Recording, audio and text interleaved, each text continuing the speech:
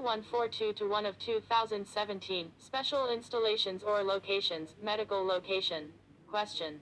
Explain 7 locations, for which, in the event of a power failure, the changeover period to the safety power supply source shall not exceed 30 seconds before the necessary minimum number of luminaires are supplied from a safety power supply source. Answer. 1. Escape routes. 2. Exit signs. 3. Location for switchgear and control gear for emergency alternate supply, and for main distribution boards for normal power supply and for safety power supply services. 4. Rooms in which essential services are intended. In each room at least 1 luminaire. 5. Shall be supplied from the safety power supply source. 6. Rooms of Group 1 medical locations.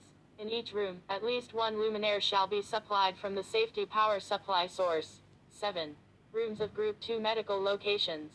A minimum of 50% of the lighting shall be supplied from the safety power supply source.